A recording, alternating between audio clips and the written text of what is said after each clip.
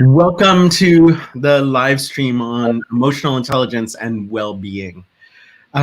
Unfortunately, many of us hoped that when we reached 2021, the pain of 2020 would be behind us. And while in some ways that's true, it's also clear we have a lot further to go. And many of us are tired, physically, mentally, emotionally, and maybe even spiritually. So in today's session, we're going to talk with two experts on integrated well-being and thinking about what does it mean to truly be well? And of course, how emotions are part of us creating that thriving. So I'd like to welcome our panelists, and I'll ask a question to get us started. Maybe Anna can go first, and then Wendi, in a sentence, what's one way you're working towards well-being right now? I love that question. Thanks so much for having me, Josh. And I'm so excited to get to share with you all today. I know that this is a really important time to be having this conversation. And for me right now, you know, we've all been stuck at home for a little bit more than a while. And for me, it's just something really simple, getting out and taking maybe 1 or 2 walks a day. I'm lucky enough to live out in the desert in gorgeous Joshua Tree. So that really helps me, you know, break up the Zoom rooms and just get some steps in, get some fresh air and allow me to connect to my spirit. I'm really connected to nature, and that's the simplest way I can do it throughout the day. How about you, Wendi? Yes, and likewise, thank you very much for having me and allowing me to be part of this conversation. It is so very important. And as I said earlier, I just don't think we can be talking about these things enough. Every day is a new challenge. Seems like we figured something out yesterday, and now we have a new obstacle to get over. So for me, this year has been really important to be intentional about protecting my peace. And that has been, I should say it this way, I will be doing that by minimizing the noise. I feel like it's important to insist on truth and being slow to respond, which, you know, in today's world, we have this, I don't know why, we have this thing, we think that we have to respond right away. And really that just creates more chaos. And so I just want to protect my peace at all costs this year. I sometimes use a metaphor of a well, and there's stuff around, and are we letting that stuff seep into our well? Mm-hmm. And you know, what does it take to create sufficient boundaries that the water in the well can be drinkable and pure and delicious? And I think it's perhaps increasingly difficult to do that. I'm curious what you're each seeing with your clients, with your communities. What are some of the toxicities trying to get into the well? Anna, you want to start? Yeah, absolutely. So for me right now, I know a lot of my clients are grappling with professional boundaries. And really, what are those? Yeah, that's usually the response. And definitely give us a shout in the comments if you're grappling with professional boundaries right now. Similar to what Wendi said, it feels like we kind of always have to be available. And with working from home, our work-life balance may seem like it kind of got tossed out the window. Now, I'm someone who I really take the perspective that my life and my work, they do blend together. And that doesn't mean you can't have sacred spaces. That doesn't mean that, you need to be answering, for example, emails at the breakfast table. Airplane mode, I had someone who recently asked me what airplane mode was. And I said, whoa, girl, you got to check this out right now. It is nobody can reach you.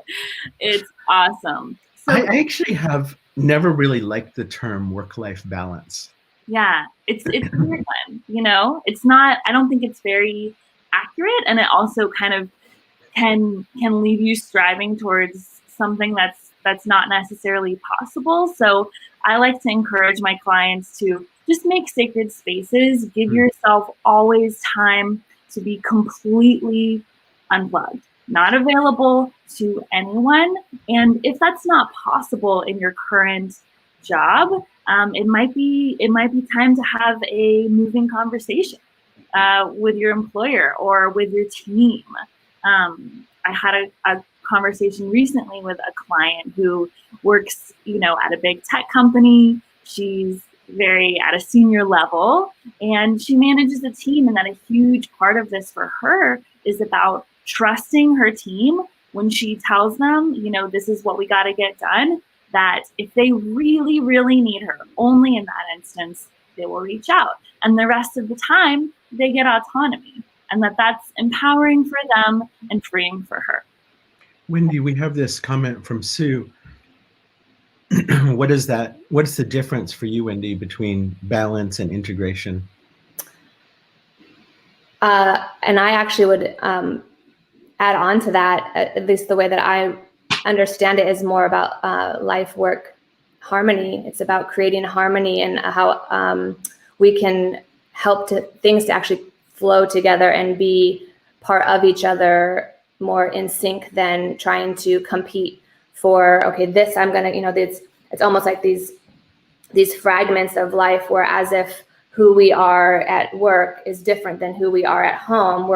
Hopefully we're the same throughout. We're the same in all environments. So it feels very overwhelming to try to block off times versus the integration, as Sue said, where it's more about creating harmony. And I actually learned that recently, that word specifically, which I love. So I don't want to take credit where credit is not due, but it is about going, how can I maintain my me throughout it all, be present in it all, but also be mindful of boundaries, being able to recognize when something is not working or when it's not serving or when it is causing chaos, when it's bumping up against my goals for this year, for, an instance of mine, where if my piece is somehow being, just given away freely, now I have to step back and go, okay, how do I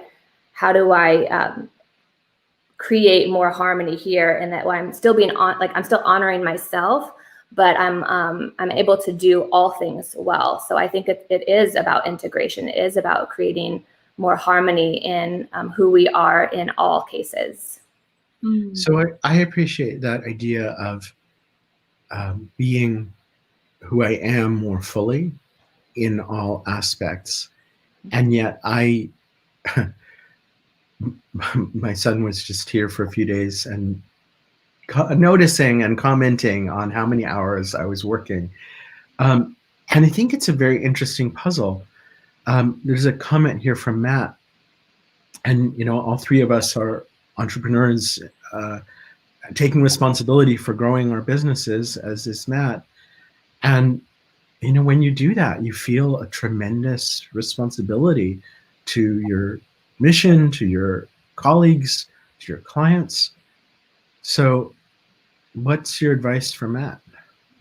Yeah, I love this. And Matt, I totally hear you, right? That's what I do as well. And working with a team and also having a mission that you're really passionate about, I get it. It's really, really tough to find those times when you feel fully unplugged. And for me, if you're the small business owner, you're the boss, right?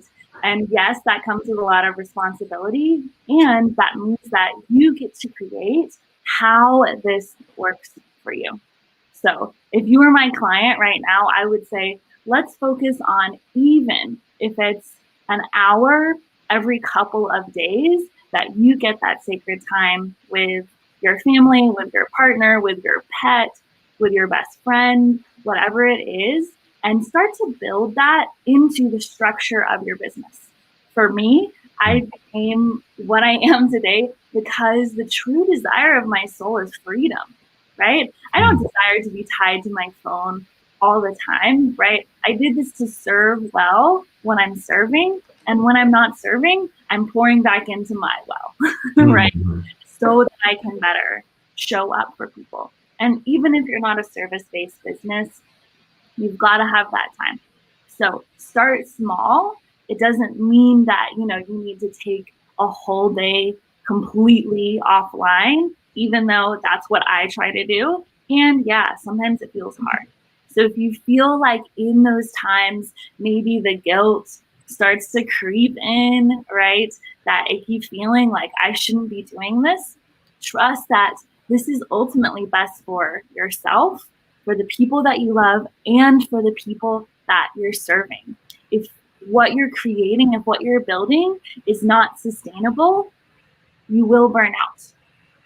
I'm reminded of a few years ago, I was talking to my doctor about exercise and breaks, and my doctor was asking me, well, what do you do when you take a break? And I said, well, I try to, make sure I'm active and doing something. And my doctor just said, it is okay to take a break and just do nothing. I'm like, oh, thank you. Like, yes, I can take a break and lay on the sofa for a few minutes, even if it's just 5 minutes. And that has actually been a tremendous gift to me, to just think about a break as a break. Imagine that. Wendi, let's go to you. We've heard a little bit about what Anna's hearing from her clients. What are you hearing as one of the big challenges of keeping, what do we need to keep out of the well, according to your clients? So the clients that I work with have they come to me primarily around physical health. So it's whether they're having a harder time with some weight gain during this season, or they have some symptoms that have been popping up that, are new. And a lot of these people are relatively healthy and have implemented health their whole life. So they're coming to me relatively shocked because they're like, I don't know what this is. I've never had to deal with this. I don't know how to deal with this. So I think that people overall are coming to me with new issues that they have not navigated before. And a lot of it is stemming from suppressed emotions. A lot of it is not feeling heard. A lot of it is not feeling like they have a say in, the bulk of their life right now. And that is manifesting in physical symptoms. I mean, our bodies are going to be, at some point in time, if we don't express it verbally, we will express it physically. So luckily, that's a very easy thing to resolve. It just becomes giving people tools for expressing themselves, and also sometimes digging deeply for what is that thing that I have not yet said. And some of it goes back far, and some of it is just recent. But I think that in a lot of ways, it's been a gift, because what it's allowed them to do is kind of bring up some stuff that otherwise may never have surfaced physically, and may have caused much bigger problems down the road. So it is annoying, and I don't in any way hope that this continues for much longer. But that's something that I think a lot of people are dealing with, which is what is this feeling that I have, or why do I suddenly feel so tired? I usually was never tired. Now all of a sudden I can't get out of bed in the morning, or I'm still moving and active, but I'm putting on weight, or whatever it is. There's 100 different examples, but I think all of this is new, including the symptoms that we're experiencing and how our bodies are processing the environment around us and what it is that we're going through. I know for myself, I have had many weeks in 2020 where I had this sense that I just didn't have enough energy, and there's so much to do. And I'm used to being somebody who's just like super energizer bunny. And then being in that experience was very disheartening. But at the same time, I had this voice in my head that said, your things are easy for you. Suck it up, buttercup. Like, nobody in your family is dying. You have a nice place to live. You have a beautiful garden. Shut up. Doesn't matter how you're feeling. You know what I mean? Mm-hmm. Yeah. And I wonder, I know that's not a helpful voice. I was just going to say. Nice job, Mr. Emotional Intelligence. I wonder if there's a piece of this that's like we have this almost comparative suffering syndrome. What do you think, Anna? Yeah, absolutely. I think that especially now that the primary, social food that we're getting is online, right? A lot more people's lives are completely online, right?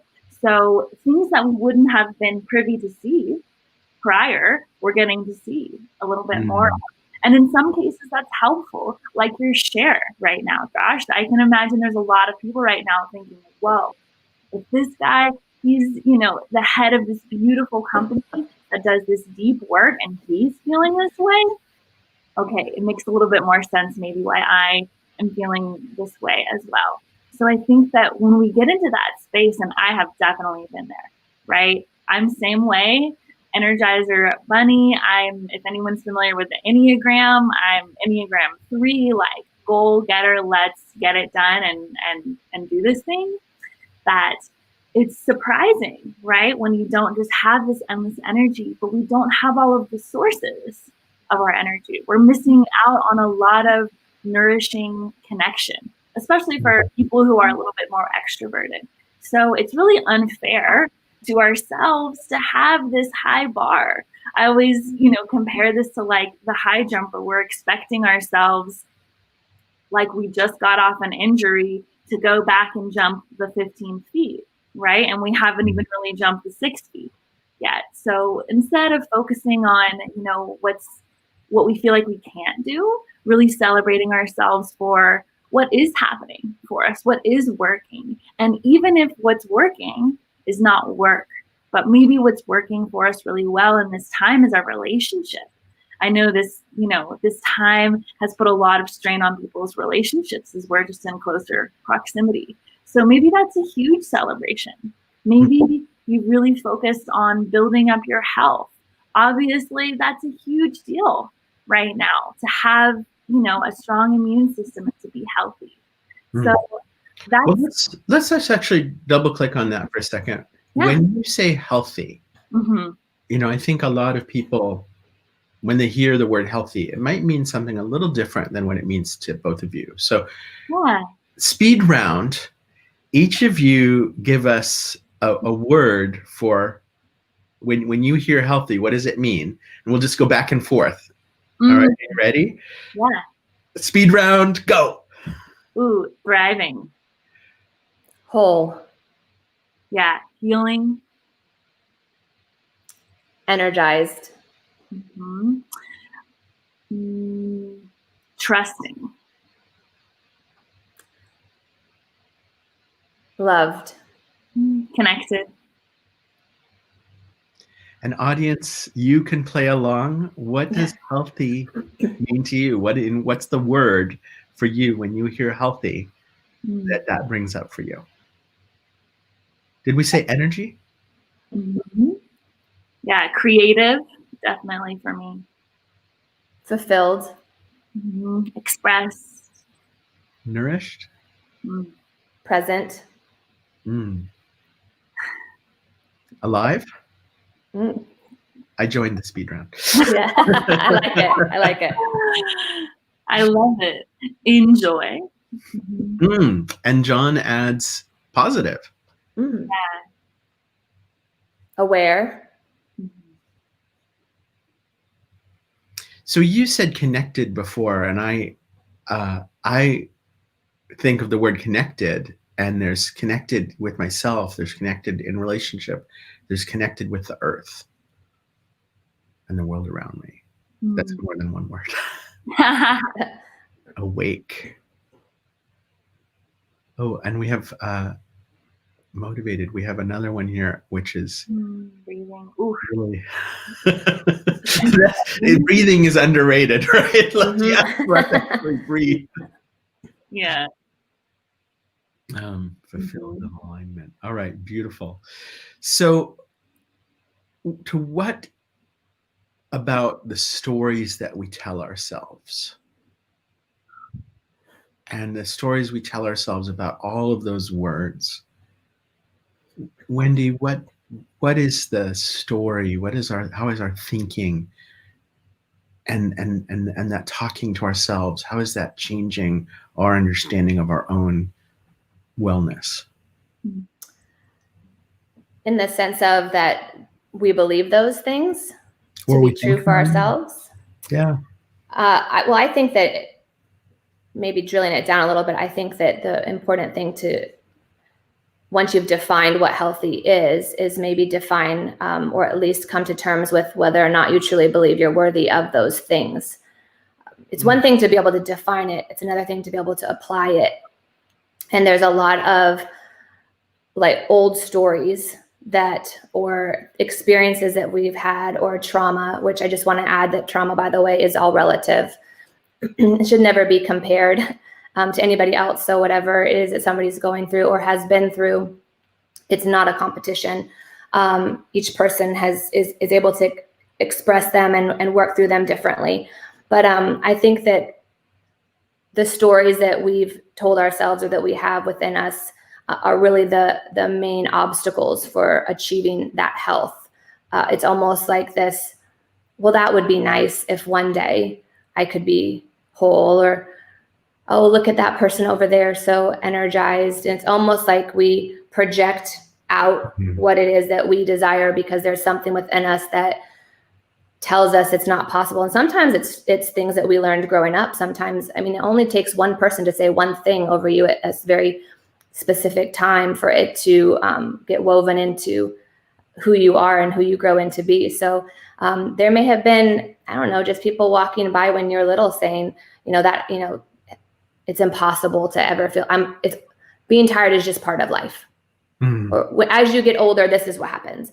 And it's those words that, that we absorb, just like we absorb, what we eat and what we put on our skin, that become, the stories that we tell. So I think it's important to analyze when you think of those words about being healthy and what healthy is to you, are you worthy of that? Do you feel worthy of that? And if not, why? Who told you? Who said that you weren't worthy of that? Or what experiences would cause you to believe such a thing? And then start working on a new story and why you are worthy of it. I think the story that I internalized, I don't know that anybody ever said it to me, but that in some way taking care of myself is selfish. And it's not that, I should flagellate myself, but I shouldn't be so self-centered. I should be focused on other people. And that, so therefore, like self-care is, I don't in some way have a right to that. Can I speak to that? Please. Because this is something I think a lot of people really struggle with, and I'm not sure where, I don't remember ever being told this either, but this is a narrative that I've actually had to work through as well. And I've learned and taught many people that it's actually selfish to not take care of yourself. The significance of you and what you bring to this world, what you bring to your families, to your relationships, to what you do on a daily basis, to just being part of sharing space in the atmosphere is very significant, and it's important, and it creates a collective that everybody thrives on and needs. And so when I don't take care of myself, or when I'm not putting myself in a position to be my best version, it's not just me that suffers from that. It's every relationship. It's my position. It's what I create. It's what it's how I serve. So actually, I feel like it's a duty to take care of me so that I can do well, to take care of others, and to be available and to be a healthy version of myself so that I'm, strong and capable and available and present. And those are all things that only come from, truly implementing self-care practices. It doesn't just come without intentionality. So I so appreciate you sharing that. I think that's something that a lot of people do believe, and I think that it couldn't be a bigger lie. And Annabelle Jensen, the president of 6 Seconds, says, we teach what we are. And I think, Wendi, in what you're saying, there's this piece about I am teaching. I am, through my choices, through my actions, people see that. Or, that quote, what you're doing, it's something like, what you're doing is so loud, I can't hear what you're saying. Mm-hmm. Right. And so, and I think especially from a position of privilege and all of us have people looking to us.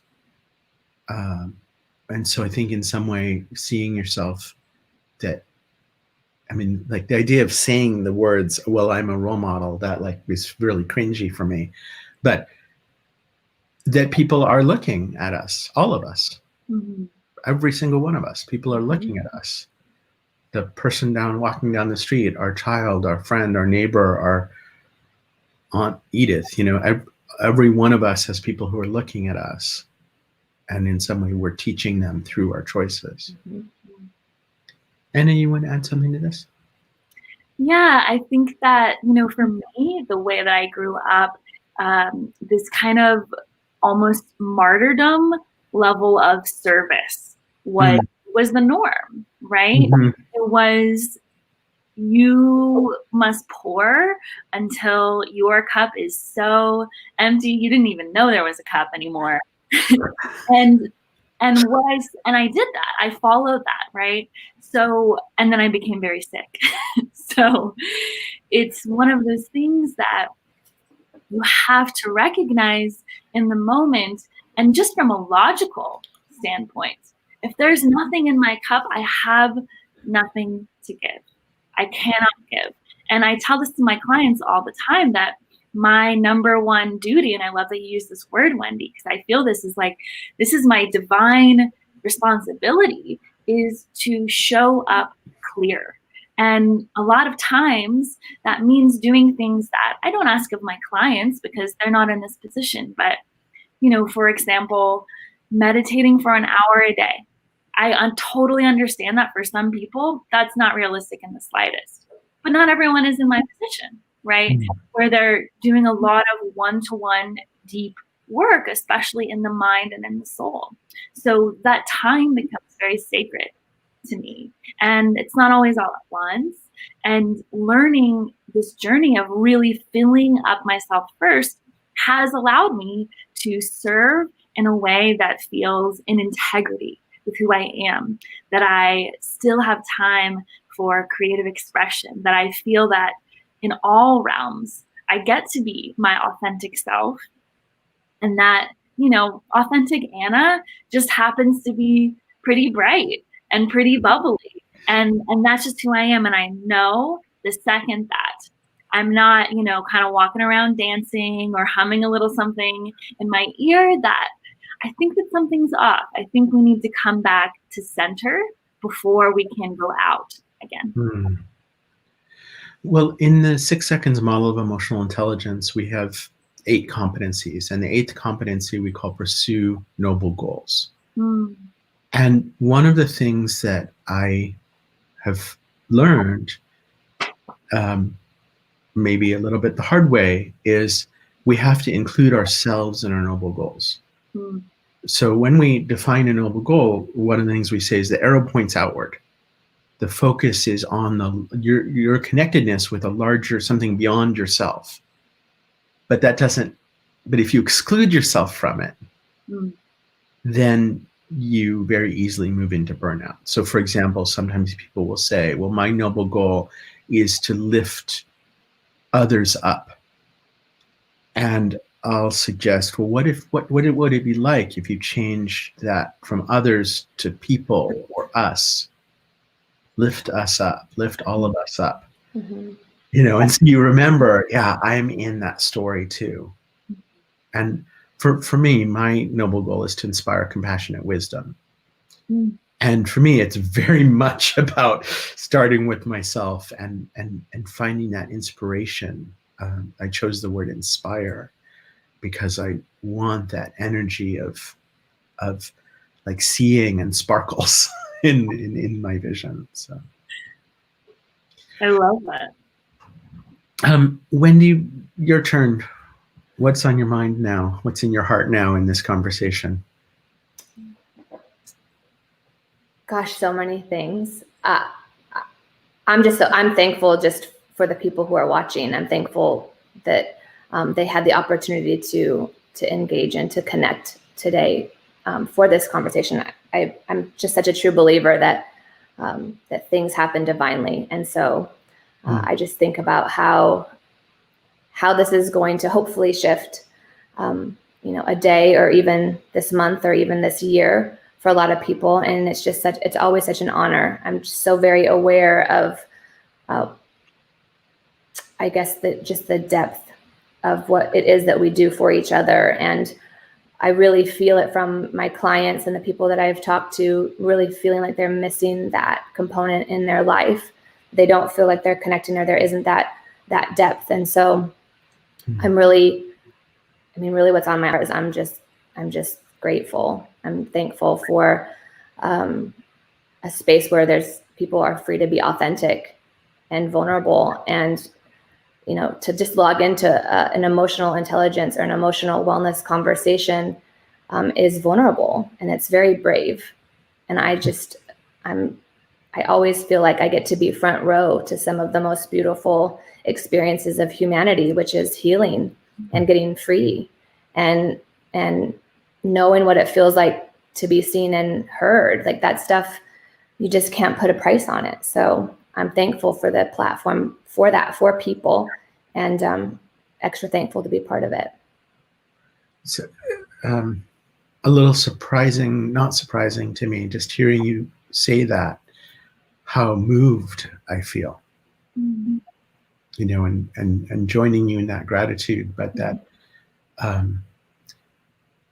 the fact that we can be far apart and feel this connectedness together is truly miraculous.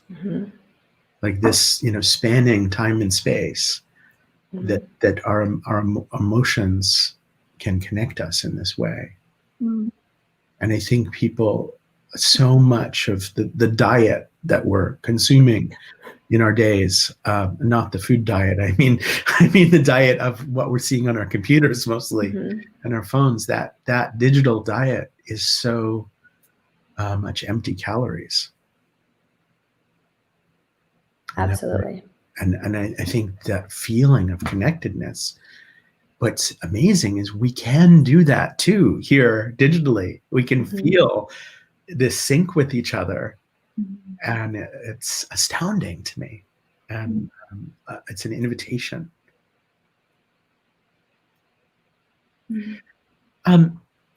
We are seeing a lot of research that people are feeling more lonely. And part of that, of course, right? Of course, people are feeling more lonely. They're like, we can't, like, we go out in the street, at least where I live, everybody's wearing a mask, and, you're in the grocery store, and there are people in the grocery store.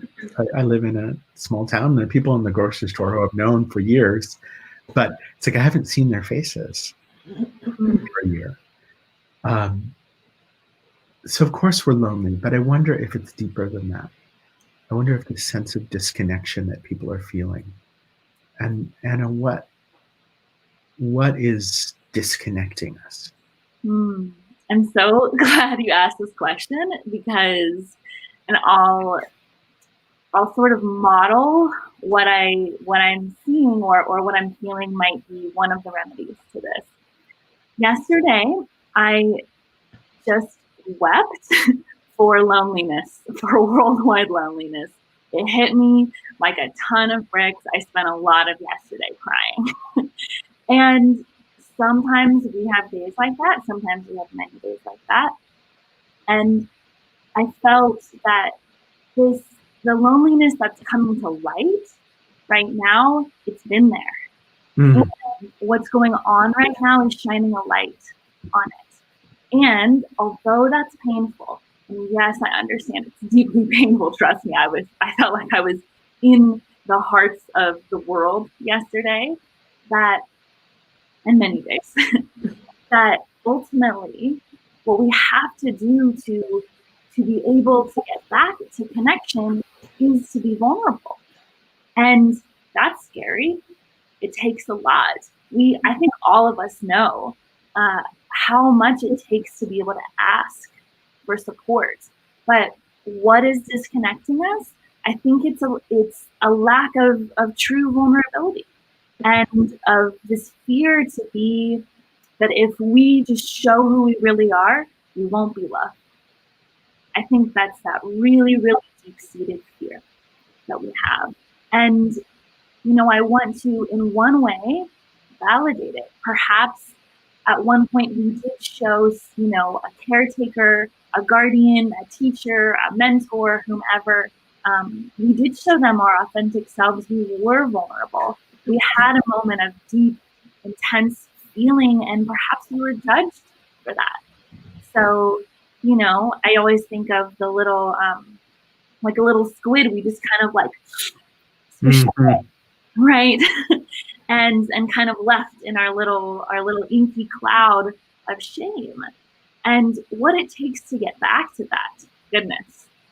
One of the things I think that it really takes to get back to that is being able to do some work with our inner child and bringing our inner child to the forefront of what we're doing. Now, if you're listening right now and you're like, what the heck? There's a child in me. I have no idea.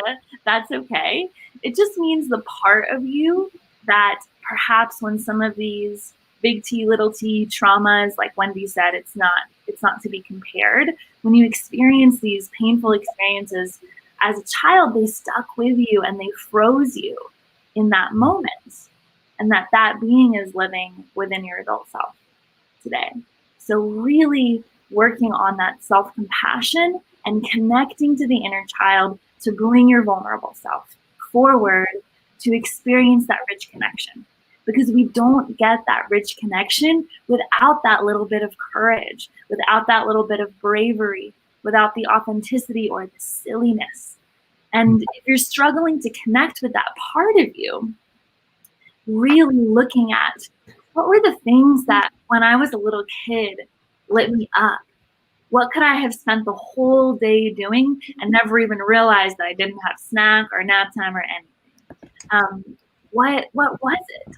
And bringing some of that into your day to day and maybe sharing that with others is a really deep way to practice and to bring us into connection. And I think that level of connection with our inner child, that works on the micro, right, within us, our interconnectedness, and then our connectedness with others.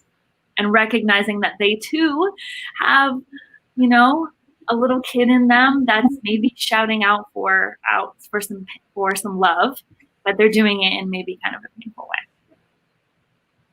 I'm just reminded of that quote from Rumi, which is approximately the wonders we seek without us are actually within us. Mm.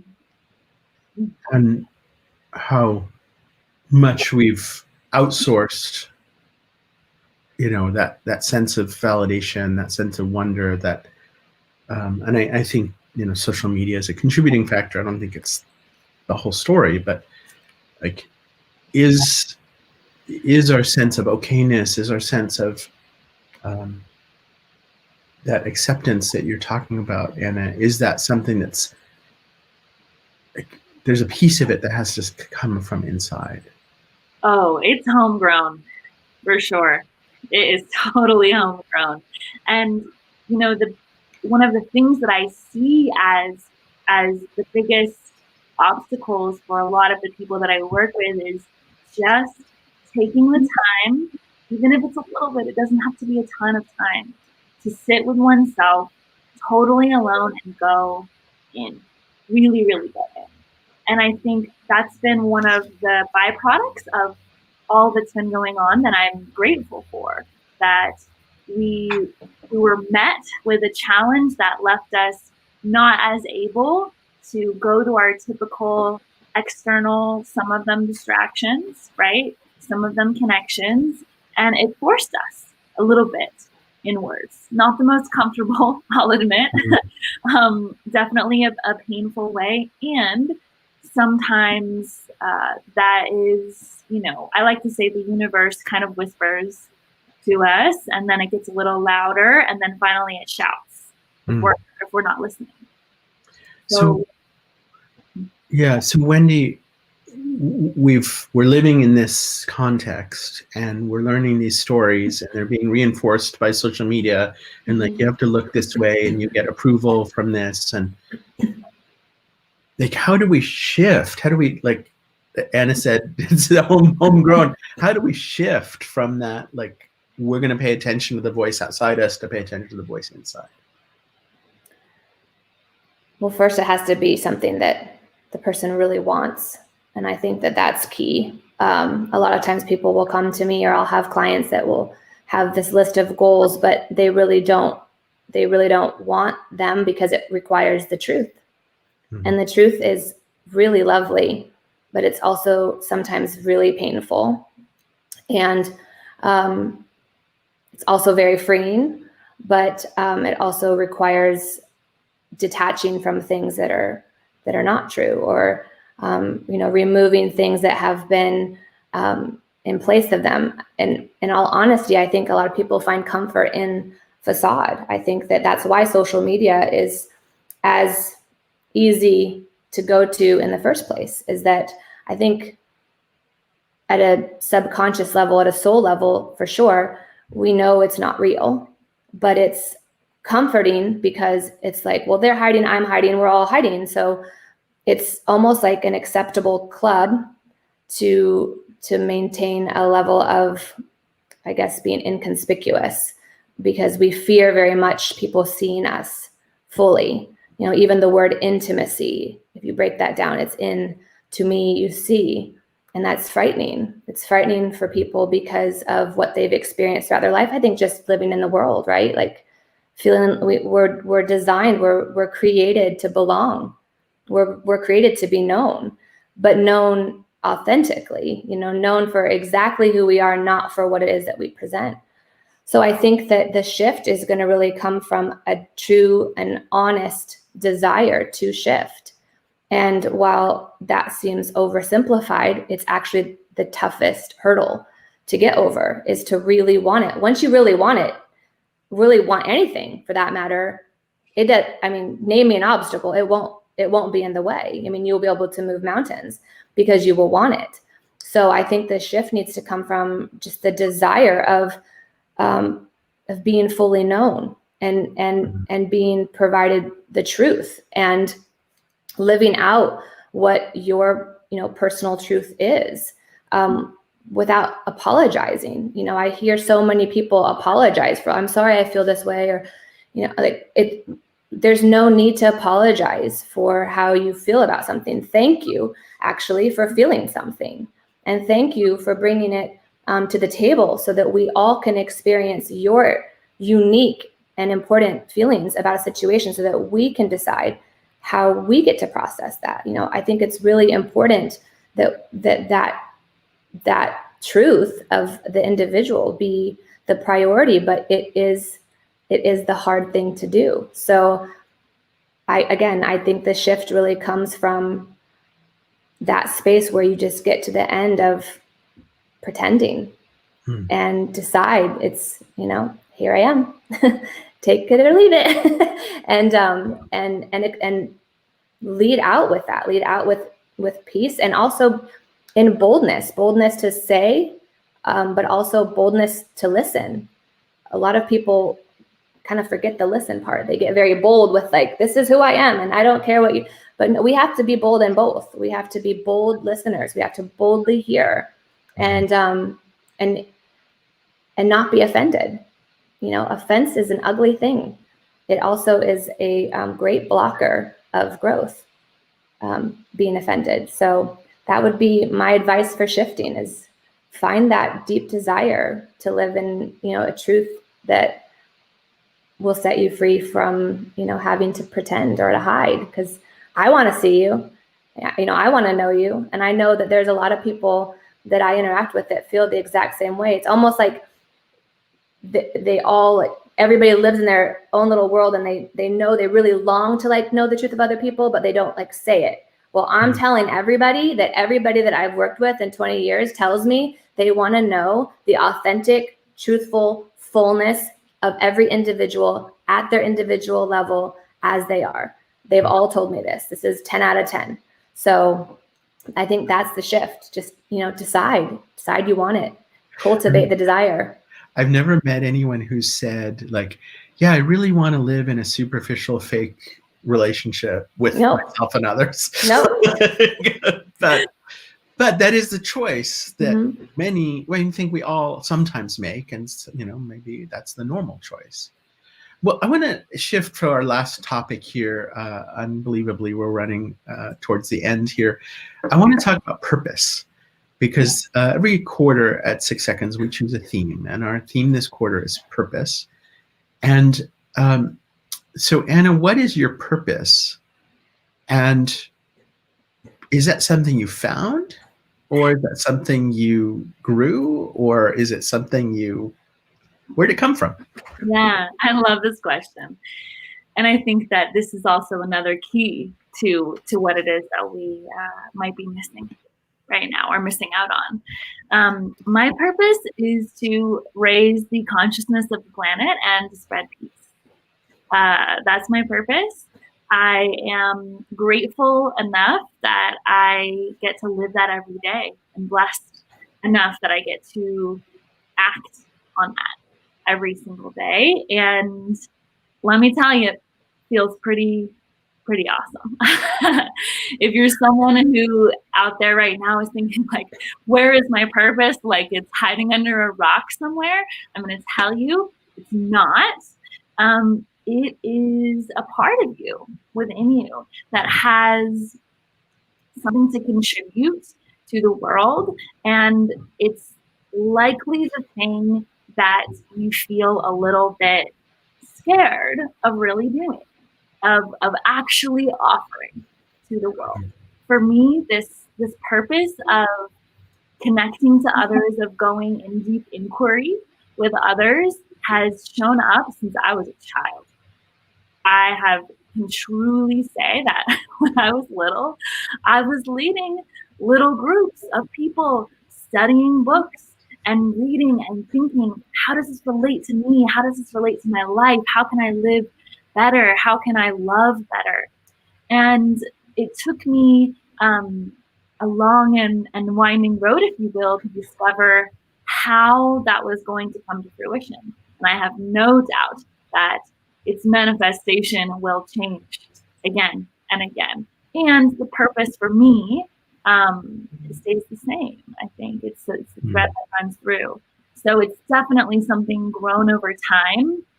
It's something that has been brought to me through many beautiful opportunities and through many, many difficult challenges that I often say, a lot of people right now, they see light, bubbly Anna. They see Anna who is like ready to serve and show up clear and gets to talk with amazing people about well-being. And, you might not have thought that this was my purpose, 8 years ago when I was in the deepest depression of my life, right?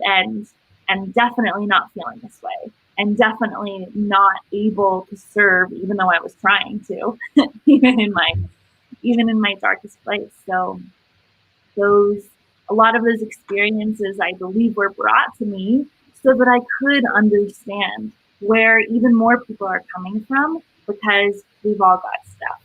No matter what shape or angle that it took, we all have the tough stuff of life that brought us to our knees. And for me, that only furthered me on kind of the journey of my purpose. So to answer your question in a long and a short way, purpose is something that as you go along, you cultivate it, right? It's grown within you. Challenges, opportunities, mentors, the people that you admire, all of those things can kind of be illuminators to what is absolutely, I'll say this again, it's becoming my new favorite phrase, homegrown. It's right here. within you, and it might just be the thing that you really, really don't want to admit it is. Well, I really appreciate the point about feeling, and like things that feel scary and hard, that those messages, those feeling messages, are also messages about significance. Because we don't have big feelings about stuff that's unimportant. Yes. If it's unimportant, we're just like, oh, whatever. Right? So if we have big feelings about it, it's like, wait a minute, something's happening here. Wendi, what's your purpose and where did it come from? So my purpose is to seek truth and be evidence of hope and love, and to teach others the same so they can be free too.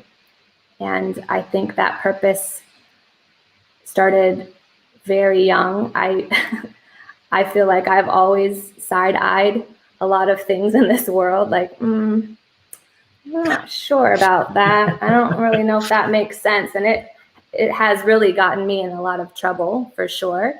I've always questioned things, but also been, a real digger, really.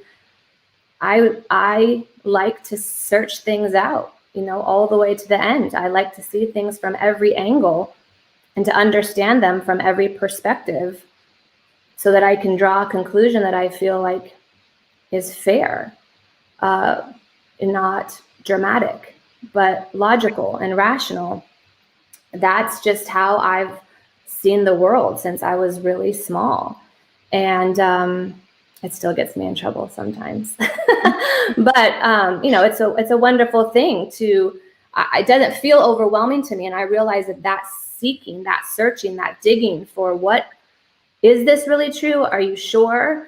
I think that's overwhelming to a lot of people. So it's awesome that I get to do it and then just share my findings. It's like, I feel like when I work with people, I kind of meet with them at their, table, so to speak, and just drop all the different tools out and go, this is what I know. And now I get to help you choose what, it will serve you best. I've also had so many experiences in my life where, really the rug was ripped out from underneath me. I mean, I've been stolen from, and I mean that in every sense of the word. I've been abandoned. Name a thing. It's happened to me. I've had a very long/short life. And I feel like through those experiences, I was gifted with the reality that I was being lied to. And so if this industry lies, or if this program lies, or if this whatever lies, then what else is lying? And thankfully, it's never been from a perspective of pessimism. It's never been from like, oh, well, now I can't trust anybody because everybody's lying and they're all trying to manipulate me and everybody's trying to sell me something. And the reality is they are. But I've been able to go to experience those things, to walk through those moments in my life and be like, but wow, like, had I not known they were lying, then I wouldn't have ever found the truth. And it's such a cool experience to be awake. I would much rather have gone through although let me be clear, I do not wish to go through the things I've been through in my life again. Lessons learned. But man, like what a wonderful opportunity to decide. I'd rather look at the hard stuff than be blinded, and miss out on, what the true potential of humanity is. It's not sold in a box. What we possess within us is so much bigger and so much greater than any particular industry could possibly fathom, or create a marketing, program around to sell it.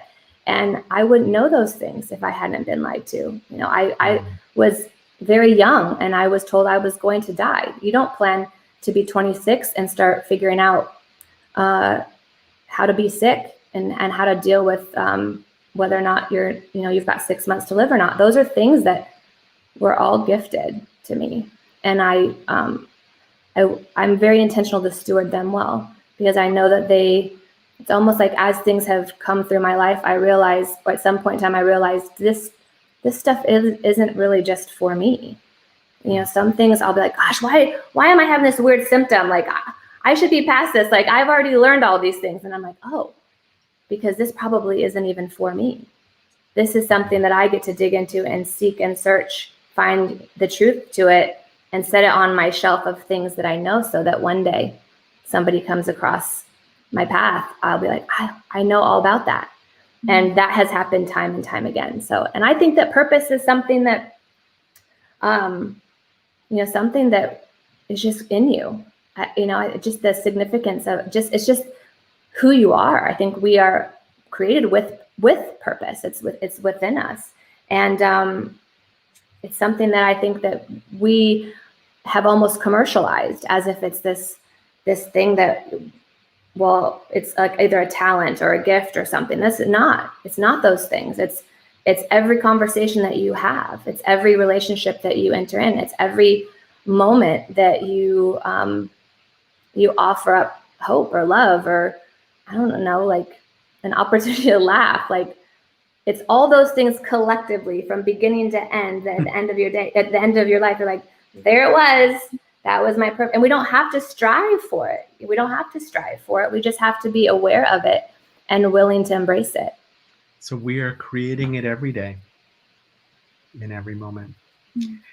And I think in the choices you've both shared in your journey of choosing to find what you can give wholly and freely and with love, mm-hmm.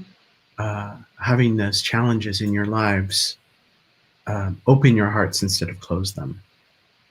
So thank you for those gifts today and the gifts that you share. And I think we have to continue this conversation. And those of you who are here on the live stream, we will look forward to seeing you again soon to continue. Anna, Wendi, it was lovely to get to have this time with you. I'm grateful for this space. Likewise. Thank you.